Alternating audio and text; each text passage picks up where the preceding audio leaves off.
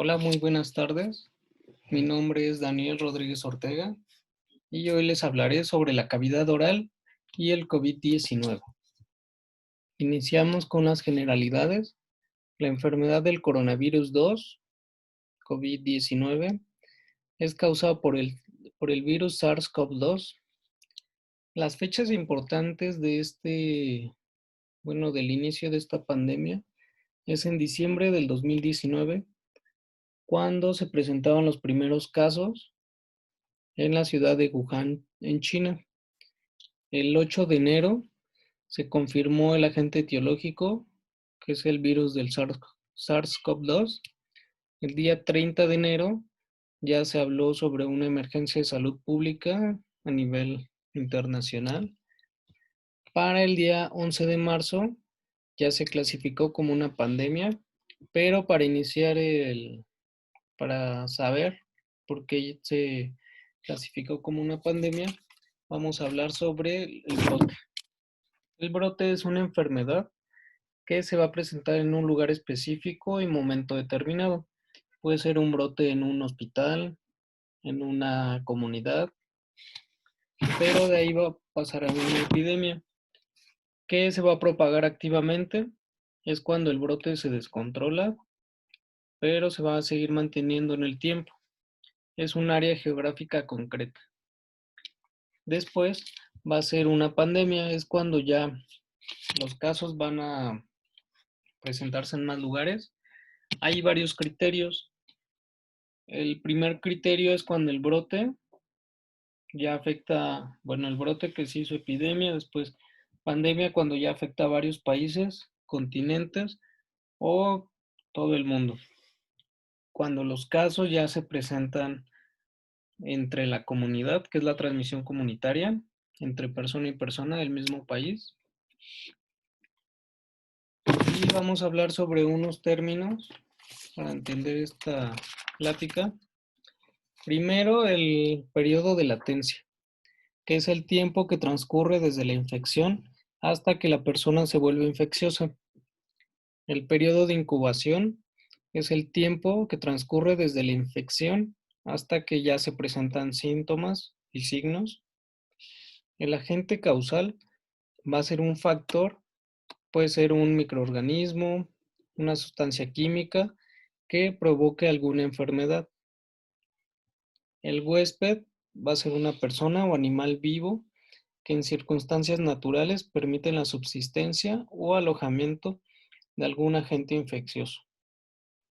La infección va a ser la entrada y desarrollo o multiplicación de un agente infeccioso en el organismo de una persona o un animal.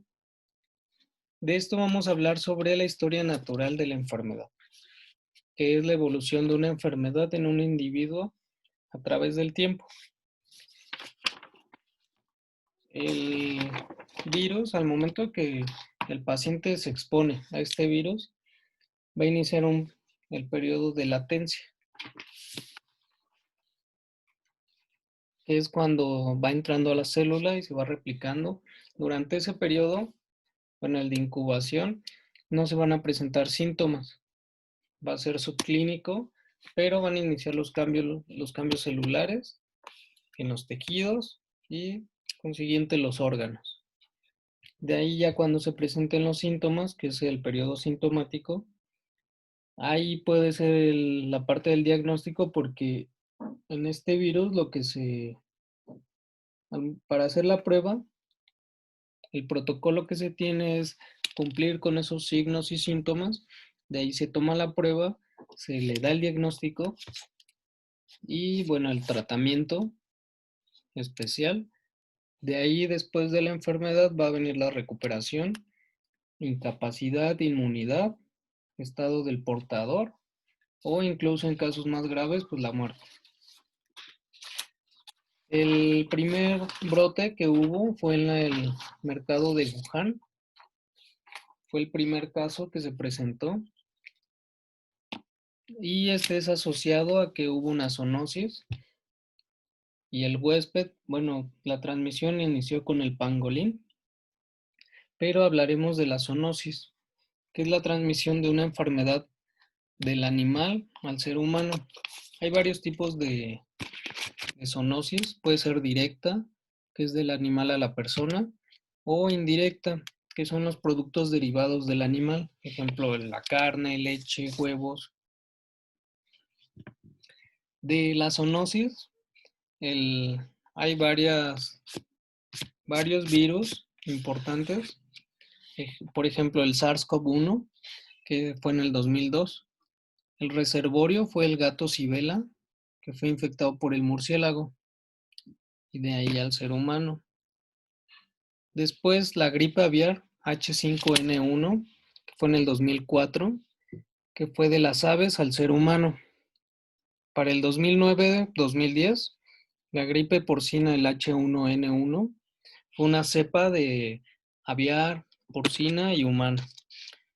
Pero ahí fue de las tres cepas, ya el contacto, la transmisión a los humanos se hizo de humano a humano. Y en el 2019, con el COVID-19, el probable fue del pangolín al ser humano. Para conocer la biología de este virus, vamos a iniciar hablando sobre los virus. Los virus son unas partículas muy pequeñas que pueden medir de 20 a 300 nanómetros, incluso pueden ser un poquito más grandes. Van a estar constituidas por ácidos nucleicos y de hecho esa va a ser su clasificación. Se pueden clasificar por ellas, que pueden ser DNA o RNA. También se puede clasificar por su simetría y pues son parásitos genéticos intracelulares u obligados que pueden infectar plantas, animales, al ser humano, bacterias y parásitos. Lo que originan son las virosis. El tamaño de ellos pues son muy pequeños, que solo se pueden observar con microscopio electrónico. La composición de los virus son DNA o RNA, pero también algunos pueden tener lípidos, dependiendo del tipo de virus. La estructura de un virus va a tener un genoma o nucleoide, que son los ácidos nucleicos, todos los van a tener, que es lo que le va a conferir la capacidad infecciosa y cómo se va a producir el RNA mensajero. De ahí van a tener una cápside, que es una cubierta proteica conformada por capsómeros. Estos van a proteger al virus y van a facilitar la absorción del virus al receptor de la célula huésped. Las cadenas del genoma se van a dividir en monocaternarias, que son el ejemplo más conocido son los RNA, excepto los reovirus. Para las cadenas bicaternarias, el DNA está presente en ellos, excepto los parvovirus. Hay unos virus que van a tener envoltura, que son bicapas lipoproteicas, o otros que van a ser sin envoltura. Ejemplo, los bacteriófagos. Como se ve en la imagen, no muestra una envoltura y se van a dividir en la simetría, que es en el espacio, la cápside en el espacio, cómo está constituida. Se van a dividir en helicoidal, icosaédrica, binaria, compleja, esférica, por las distintas formas. Los virus van a tener varias fases. Primero inicia con la absorción del virus. El virus, la proteína de fijación se va a unir al receptor de la célula y de ahí va a iniciar la penetración. Puede ser directa, endostosis o fusión. La directa va a pasar el genoma directamente. Como no tiene una envoltura, va a pasar directa. Ejemplo, los bacteriófagos. En la endocitosis va a haber un englobamiento del virus desnudo que ya se había adherido. Y en la fusión, los virus envueltos se van a fundir la envoltura con la membrana citoplasmática y va a entrar a la célula. Después de eso va a haber un desnudamiento o descapsidación. que ya van a ser las enzimas de la misma célula, donde se va a liberar el genoma. Y después de eso ya viene la expresión y replicación del genoma. Y ahí cuando se ve replicando el virus. Vamos a hablar del virus, del SARS-CoV-2. Viene del género betacoronavirus, de la línea beta. De los betacoronavirus, son conocidos que causan daño en el ser humano, el SARS-CoV-2, que fue en el 2002, provocando el síndrome respiratorio agudo grave, el MERS, que es el síndrome respiratorio de Oriente Medio. Los casos se presentaron en el 2012, y el SARS-CoV-2, que en el 2019. Ok, la forma en cómo actúa el virus con la célula humana va a iniciar con la unión del virus al receptor de la superficie. Hay varias investigaciones donde han demostrado que el receptor es el AC2, pero con la activación de la TMPRSS. El virus, por la conformación, tiene unas proyecciones de proteína S. Esas proyecciones de proteína S tienen unas subunidades, S1, S2. La subunidad S1 se va a unir al receptor AC2 y la subunidad S2 va a dividir y va a ser activada por el TMPRSS2, que es la proteasa transmembrana de serina 2. De ahí va a venir una fusión donde el genoma ARN se libera en el citoplasma del huésped y empieza el ciclo de replicación. Aquí ya lo vemos más extenso, cómo empieza la unión del virus por los receptores, de ahí la descapsidación por las enzimas,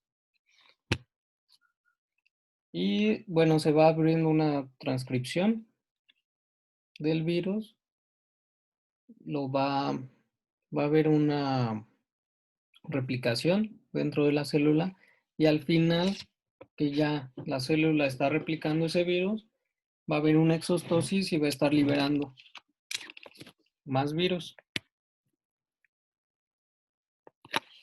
Ok, bueno, ya hablamos de los receptores, el AC2. En distintas zonas del cuerpo se han identificado alta expresión del AC2, por ejemplo, las células alveolares tipo 2 del pulmón, el esófago superior, las células epiteliales estratificadas, enterocitos del ileón y colon, colangiocitos, células miocárdicas, células de la mucosa de la cavidad oral. Por ejemplo, se ha encontrado alta expresión en la lengua, también en células del riñón proximal, células tubulares, células uroteliales de la vejiga.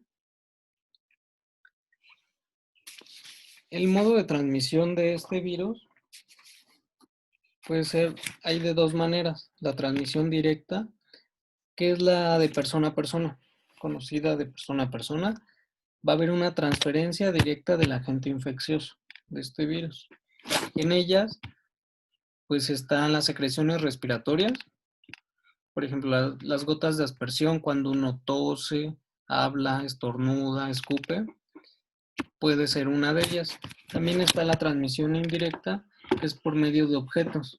Son vehículos de transmisión, los llamados fomites.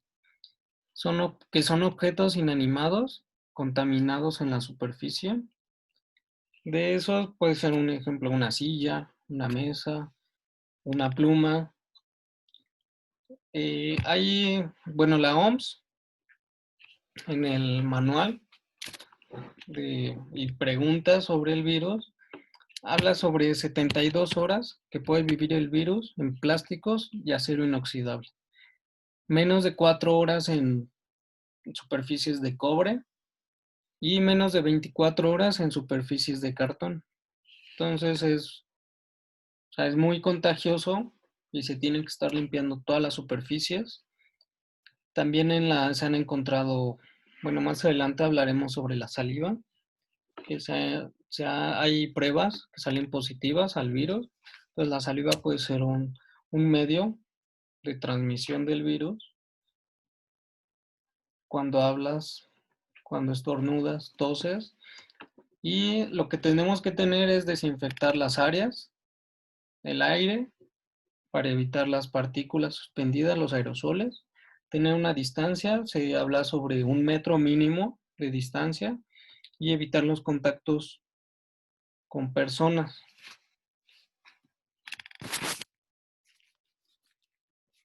Y el periodo de incubación, que es el tiempo desde la infección, desde que te infectas del virus hasta que se presenten síntomas. Hay estudios que hablan sobre un promedio de 5 o 6 días, pero también se han encontrado que más de 14 días en los que el paciente se infectó y ya presenta síntomas desde leves, moderados hasta severos. Las manifestaciones clínicas de esta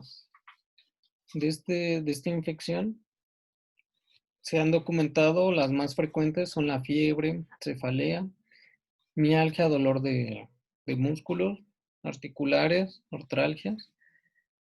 Han tenido dificultad para respirar, que podría ser por la inflamación de las membranas pulmonares, fatiga, y en pocos días o semanas después también se pueden presentar, o en esa al principio, tos seca, se convierte en una disnea.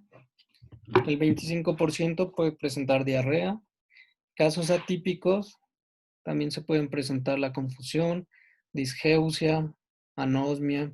Se puede alterar el olfato muy poco o completamente. También la alteración de los sabores se ha documentado como síntomas iniciales, los vómitos, y en casos más severos, pues ya una falla multiorgánica. El diagnóstico del COVID-19 por protocolo se ha dado por los síntomas. Si el paciente presenta signos y síntomas, también los contactos cercanos, familiares que salgan positivos, se toman la prueba de detección del ARN mediante una prueba que se hace con hisopados nasofaringeo y orofaringeo y por imágenes radiográficas. Realmente aquí el que te da el diagnóstico es la detección del ARN, pero se han documentado casos que solamente hasta pueden ser asintomáticos o sintomáticos. Igual en el modo de transmisión hay pacientes que desde que se infectan pueden, en lo que se replica, pueden ser asintomáticos y transmitir el virus. Ok, las pruebas actualmente se han estado haciendo estudios de detección de este virus por medio de la saliva, porque las pruebas en la garganta pues son muy invasivas, son molestas. Pueden hacer que al momento que se tome la muestra en la nariz, el paciente estornude, tosa, las de la garganta, y eso hace que aumente el riesgo al personal de salud que está tomando las muestras. Es una prueba muy molesta. Se introduce el hisopo en las narinas, hasta dentro, y ya, se retira. Igual en la garganta, se toma muestra de la orofaringe y se pone en un medio especial para virus. Pero pues el paciente no va a llegar sano, a veces va a presentar dolor de garganta. La experiencia clínica que he tenido, que el paciente al momento que se toma la muestra, pues le duele, ha sangrado, se presentan sangrados y pues para ellos es muy incómoda. Vamos a hablar sobre la cavidad oral y el COVID-19. De estos casos, bueno, se han presentado casos. Los primeros casos reportados fueron de dermatología El doctor Recalti en Italia primero presentó a 28 pacientes,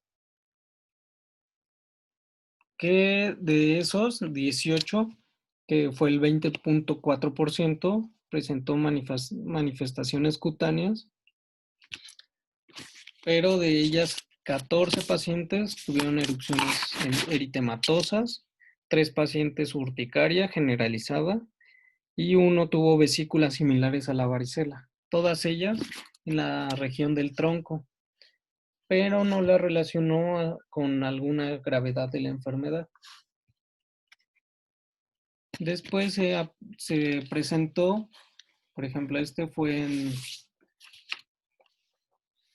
en España, donde se documentó una mujer de 28 años que tenía tos seca, congestión nasal, fatiga, mialgias, artralgias, pero no presentaba fiebre, por lo que se le toma la prueba y sale positiva a COVID-19, pero 4 días después la paciente tuvo diarrea, ageusia, anosmia y la tos seca. Después de 13 días que inició con estos síntomas, la paciente tuvo lesiones pruriginosas en los talones de los pies y pápulas eritematosas amarillentas. De hecho, se puede ver en las imágenes. Esta es la inicial y la de 13 días después. Y bueno, relacionan estas lesiones con una respuesta inmune debido a la infección por el COVID.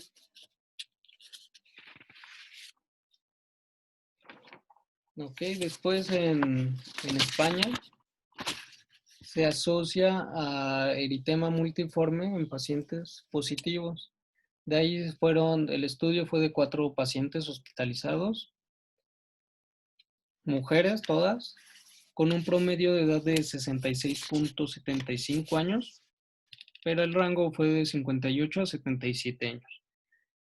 Los días promedio en que presentaron los síntomas fue de 19.5 días, pero en el rango de 16 a 24 días. Ellas presentaron pápulas eritematosas en el tronco superior, parches eritematosos violáceos con centro oscuro y pseudovesículas en medio. 2 de ellas presentaron lesiones objetivo, como ojo de buey. 3 pacientes presentaron en la boca máculas y petequias en el paladar. Lamentablemente no se tomaron fotografías de cómo, pues, del paladar, cómo se veían. Pero, bueno, a estos pacientes se les dieron corticosteroides de 2 a 3 semanas y mejoraron. Después se presentó un estudio, bueno, un caso clínico reportaron en Francia de una paciente de 45 años que presentó una úlcera en el dorso de la lengua. La historia de la enfermedad de esta paciente: 24 horas antes, la paciente presentó inflamación muy dolorosa en la lengua, en el dorso. Después de esas 24 horas, tuvo una mácula eritematosa y después esa mácula pues se volvió una úlcera irregular, pero sin síntomas, no le dolía para nada. El autor lo relaciona con una vasculitis. Después de la úlcera, 10 días después, cicatrizó sin dejar alguna marca, pero, o sea, a la par que iba la lesión en boca, se presentó una lesión en el dedo gordo del pie, que es una lesión plana. Tuvo 48 horas de dolor y después eso se le quitó. Solamente de síntomas la paciente refería astenia, pero al inicio de esto, al día 8, la paciente se hizo la prueba y salió positivo a COVID. El autor lo relaciona a que es una reacción variable de la inflamación causada por el virus en el organismo. También se ha documentado unas lesiones en España, vesiculobulosas, que asocian al SARS. De ahí presentaron 3 pacientes. El primer paciente fue un masculino de 56 años de edad con estomatitis aftosa recurrente, que es el probable diagnóstico. El paciente tenía astenia y fiebre por 2 días, hiposmia, disgeusia, tenía inflamación en los nódulos linfáticos del cuello. También presentaba dolor en el paladar y la garganta. A este paciente se le dio valaciclovir de 500 miligramos por 8 horas durante 10 días. También se le indicó que se aplicara un antiséptico con clorexidina y ácido hialurónico. En la imagen podemos observar múltiples úlceras color naranja con un halo eritematoso que se distribuyen simétricamente en la parte derecha del paladar. De ahí el segundo caso, que fue un masculino de 58 años de edad, diabético, hipertenso.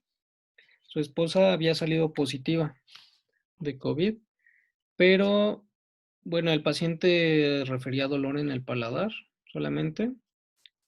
No tenía historia previa de enfermedad herpética. Se le mandó una semana enjuague con antiséptico. Y bueno, aquí está en la parte de en medio está su imagen, que se observan múltiples úlceras amarillas con un halo eritematoso en el paladar duro en la parte izquierda del paciente.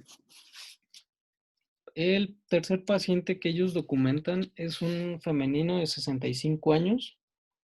La paciente tiene obesidad e hipertensión.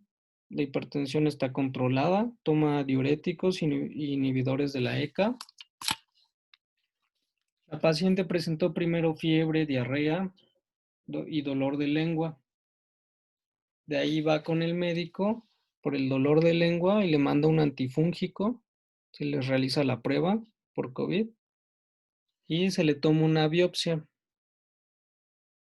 Una semana después, la paciente presentó gingivitis descamativa y ampollas en el labio interno. Se le manda prednisolona, 30 miligramos por 24 horas, pero la paciente mejoró a los 3 días. En la biopsia, bueno, los resultados de la biopsia sugieren un exantema viral o dermatosis urticariforme con extravasación sanguínea discreta. En la imagen clínica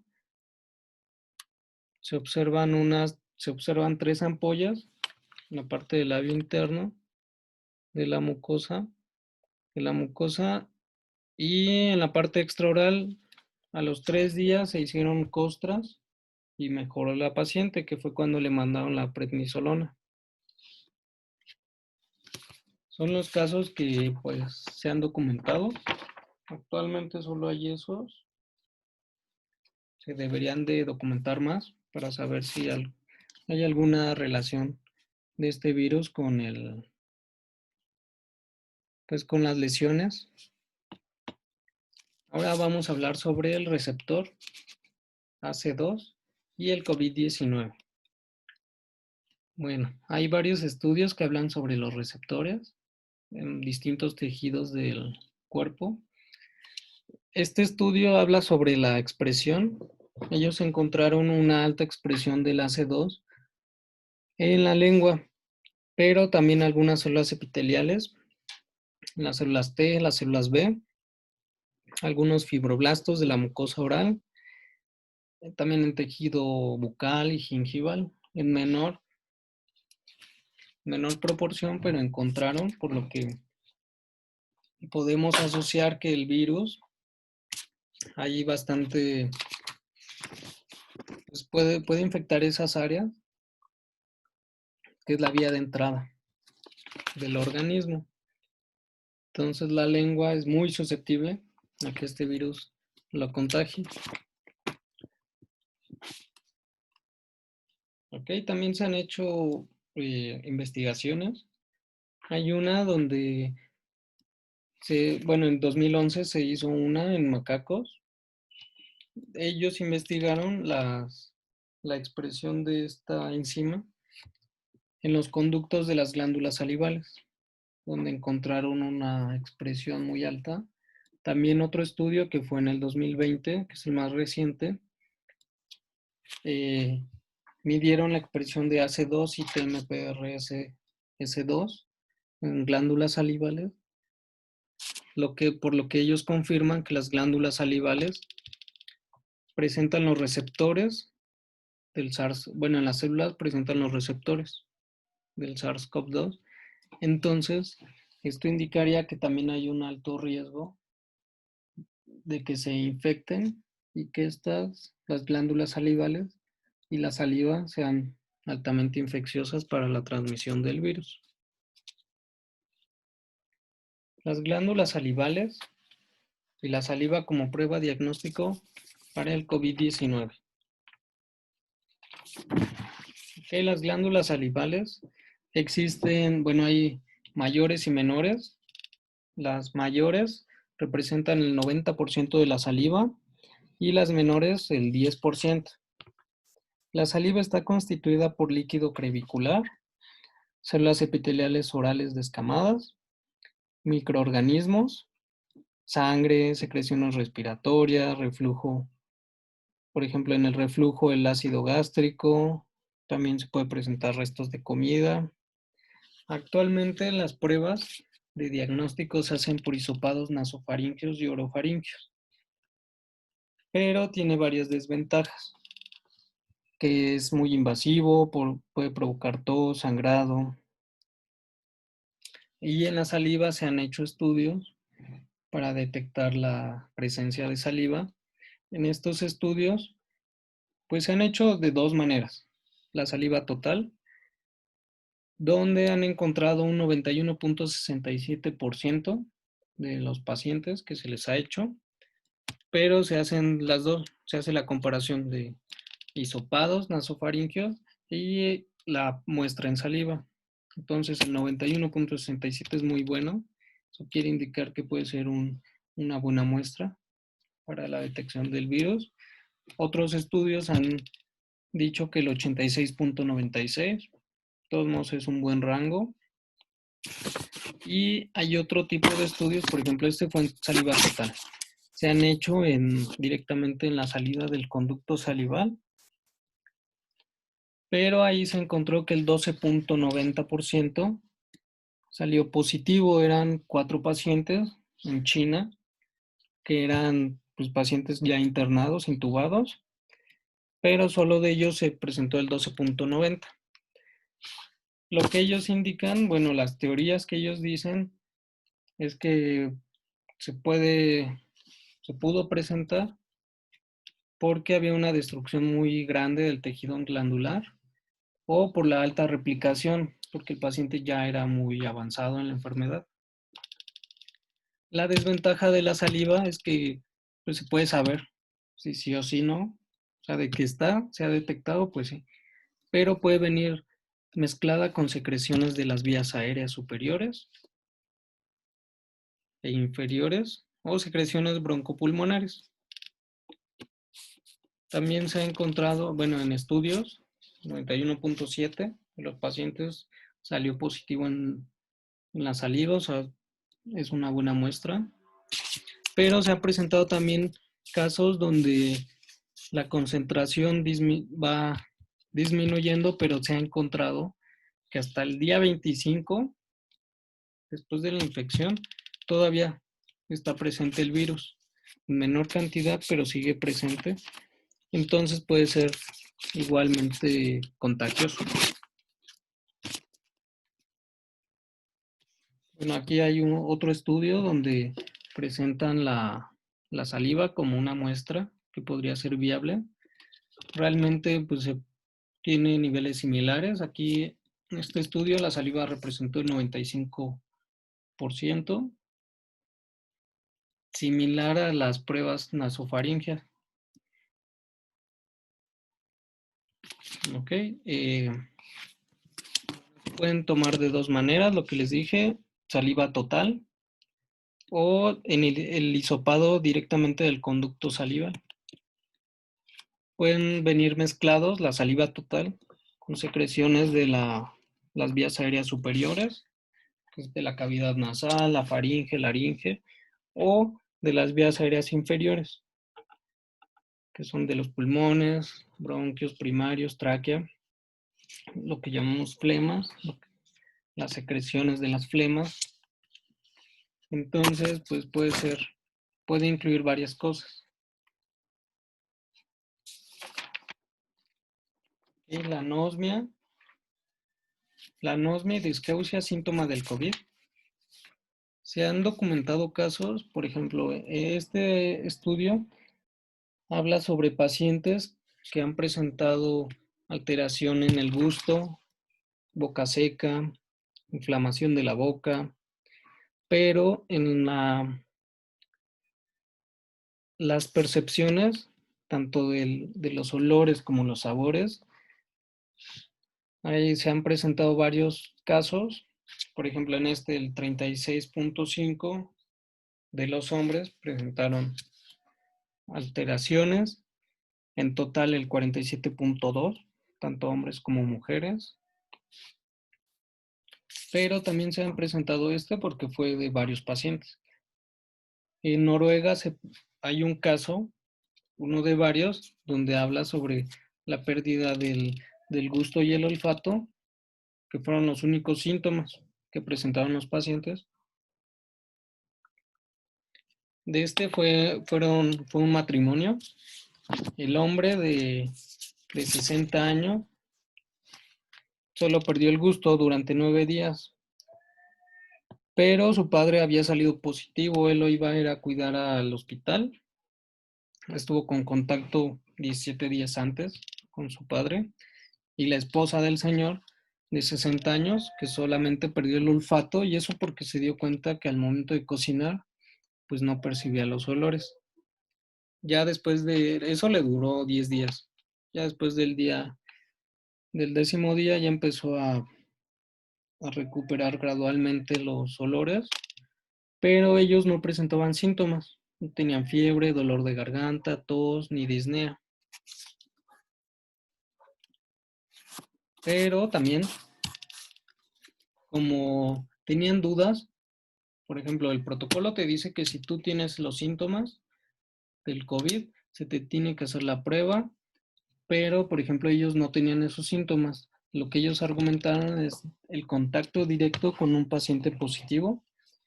Por eso se le hizo la prueba y los dos salieron positivos. Que también se han presentado casos. Por ejemplo, este paciente que solamente tuvo anosmia y ageusia. Fueron los únicos datos.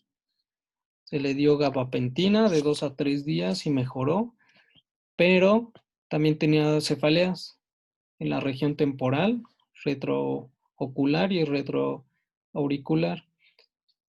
Los dolores de cabeza los asociaron a una neuralgia del trigémino, se le dio gabapentina y mejoraron, pero el paciente seguía con la anosmia y disgeusia. Ya se le tomó la prueba, salió positivo y presentaba fiebre, pero fueron los únicos datos. Entonces se debería de agregar anosmia, disgeusia o alteraciones del olfato y el gusto como síntomas iniciales del COVID-19. De ahí, pues ha habido más artículos que hablan sobre la pérdida, las alteraciones del gusto, olfato.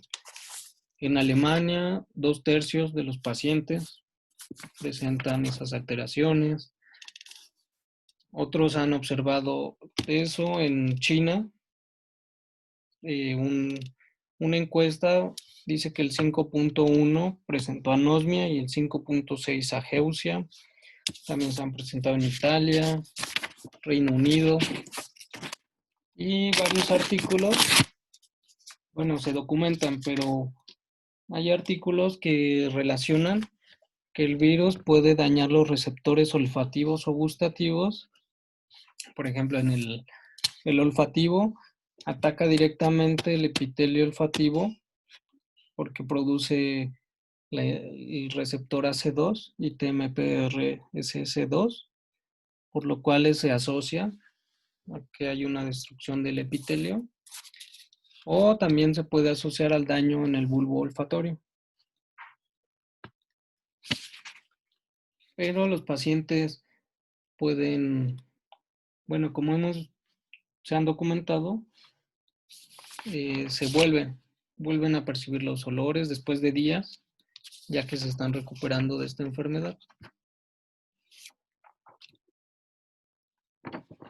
Okay, también aquí hay otros estudios donde documentan las alteraciones. Por ejemplo, los síntomas más comunes, que son las fiebres, dolor de garganta, disnea, artralgias. Aquí, por ejemplo, documentaron los cambios olfatorios, cambios del gusto, que el 33.9% presentaba.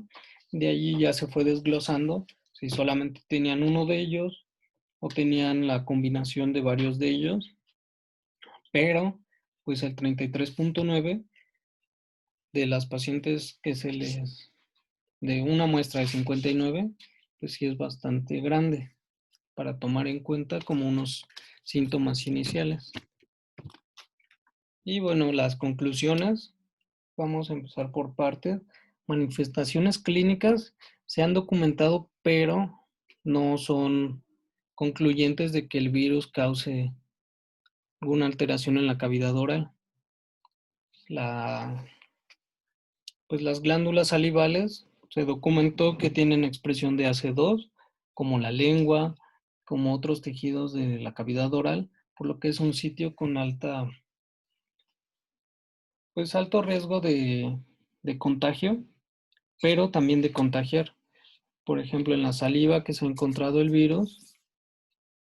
Entonces la saliva es muy riesgosa para la transmisión del virus, pero entonces también quiere decir que la saliva puede ser una buena muestra para el diagnóstico del virus.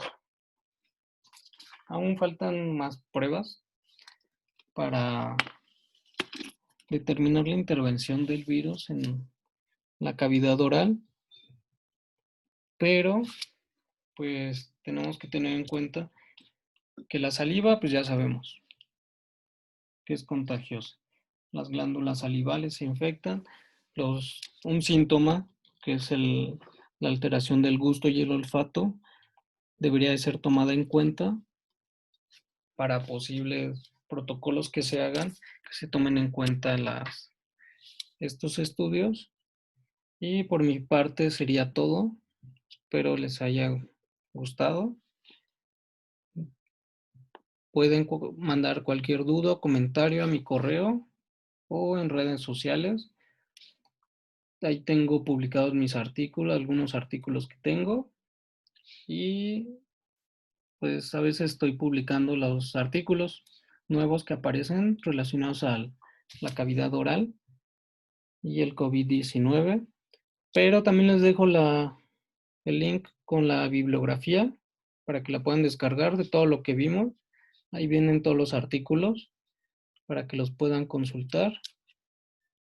Y bueno, sería todo.